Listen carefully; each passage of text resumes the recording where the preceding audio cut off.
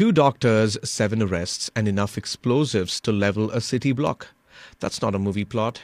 That's what the Indian police just uncovered. While Delhi chokes on air so toxic that tech workers are literally running to the mountains. Trump quietly cutting deals on tariffs he swore would never come down. The BBC, their bosses just quit over splicing together words Trump never said back to back. And somewhere in Bihar, 37 million people are voting right now.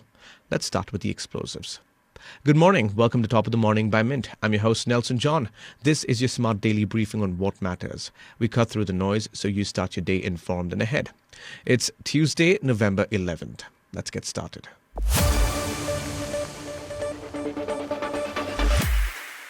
Indian security forces just uncovered something deeply disturbing. 7 people, including 2 doctors, have been arrested in what investigators call a white-collar terror network, stretching across 3 states. The kicker? They seized nearly 2,900 kilograms of explosive materials, enough to cause catastrophic damage. Here's what went down. Between November 8th and 10th, Jammu and Kashmir police teamed up with Haryana police for a 3-day operation that led them to Faridabad. What they found was staggering.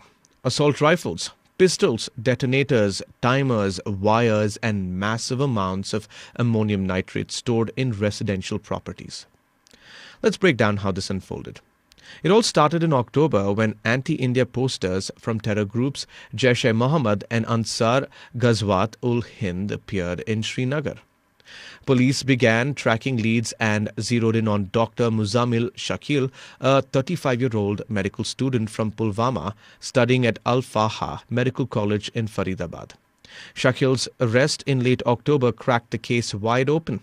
His interrogation led police to a rented house where they discovered 358 kilograms of ammonium nitrate and IDE components. But that was just the beginning.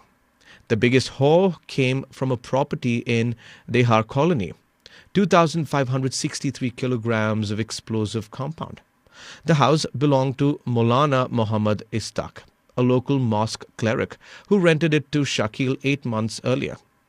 What makes this particularly chilling is who's involved.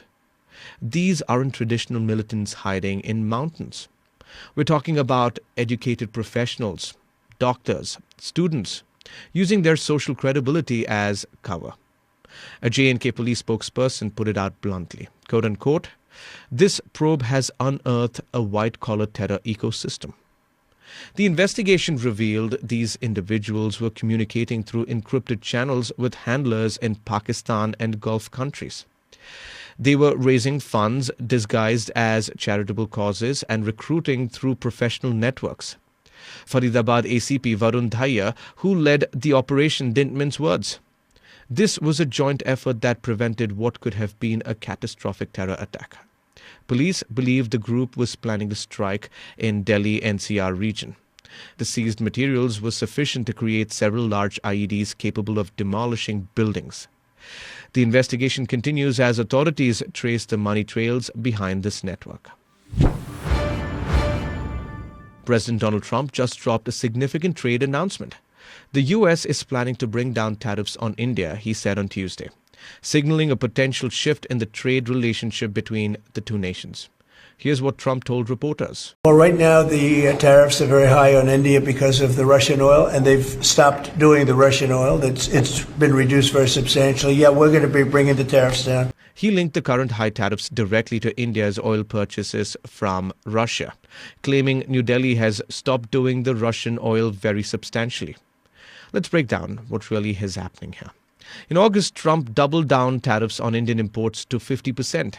Why? He wanted to pressure India over its energy deals with Moscow, essentially using trade policy as leverage to isolate Russia over its Ukraine invasion. Now, Trump says they're working on something different. You know, we're making a deal with India, a much different deal than we had in the past. Then came his interesting admission. Right now, they don't love me, but they'll love us again. We're getting a fair deal, just a fair trade deal. We had pretty unfair trade deals. They're very good negotiators, Sergio, so you have to take a look at that, if you would, please. But we're getting close, Scott. I think we're pretty close to doing a deal that's good for everybody. What makes this complicated is that Trump's repeated claims that India agreed to stop buying Russian oil. He first said this came from an assurance from Prime Minister Modi. The problem here is that India denied any such phone call ever happened, saying they weren't aware of any conversation. Trade negotiations between Washington and New Delhi continue behind closed doors. Trump insists they're getting close to what he calls a fair deal, though specifics remain unclear. The big question now is when exactly will these tariffs come down and what will India give up in return? The BBC lost two of its top executives over edited footage of Donald Trump. Director General Tim Davie and News CEO Deborah Turness resigned on Sunday after a leaked memo exposed a damaging controversy about journalistic integrity. Here's what happened. A BBC Panorama documentary called Trump, A Second Chance, aired 1 week before the 2024 US election. The film appeared to splice Trump's January 6, 2021 speech, making it look like he told protesters to march on the Capitol and fight like hell in one seamless sequence. We're going to walk down to the Capitol, and I'll be there with you, and we fight. We fight like hell, and if you don't fight like hell, you're not going to have a country anymore. We're going to walk down to the Capitol, and we're going to cheer on our brave senators and congressmen and women. And we fight. We fight like hell. And if you don't fight like hell, you're not going to have a country anymore. The problem? Those phrases were actually said an hour apart in completely different contexts. Trump first talked about walking to the Capitol to cheer on senators. Much later, he used fight like hell in a different part of his speech about saving the country. Former BBC advisor Michael Prescott blew the whistle in a memo that went beyond just the Trump edit. He also slammed the BBC's coverage of Gaza and transgender issues, calling it one-sided and ill-researched. The memo accused BBC Arabic of anti-Israel bias and said the corporation misinterpreted casualty figures from Gaza. Trump jumped on the scandal immediately, boasting that these dishonest people tried to influence the presidential election. His press secretary called the BBC 100% fake news.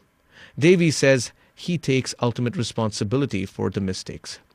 Turness said the controversy was damaging the institution she loves. Both deny being forced out. What this really means is that BBC faces a credibility crisis just as the UK government prepares to review its royal charter in 2027.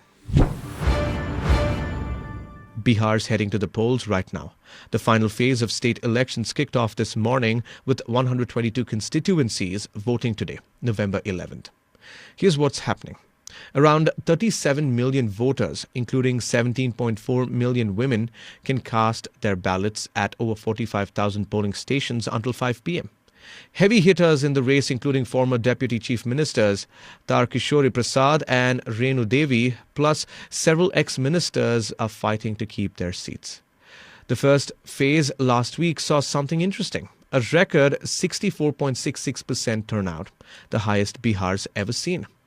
That's after electoral rolls were cleaned up, trimming the voter list from 78.9 million to 74.2 million people. What this really means is simple. Will Chief Minister Nitish Kumar's JDU BJP alliance hold on to power, or will Tejaswi Yadav's RJD-led opposition finally unseat the 9-time Chief Minister? Exit polls drop after voting ends at 5 p.m., with predictions expected around 6:30 p.m. tonight. Delhi's air has gotten so toxic that people are literally running to the hills. The city's air quality index hit 390 on Monday. That's hazardous territory. Here's what's happening. Since Diwali on October 20th, professionals have been booking extended vacations in the mountains. Hostel chain Zostel reports a 28% jump in mountain bookings, with people staying 6 to 7 weeks, hopping between places like Manali, where the AQI is breathable at 90. Those stuck in Delhi, they're panic buying air purifiers. Amazon saw a 20-fold surge in Delhi's sales.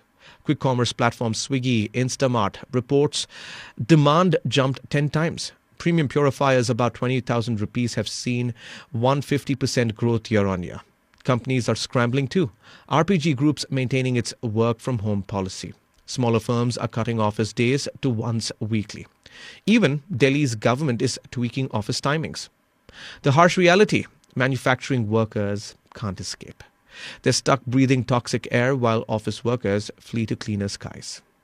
That's all for today. Thank you for joining in. We're eagerly looking forward to our next Top of the Morning episode, which will be packed with the latest news. Until then, this is Nelson John signing off. Have a great day.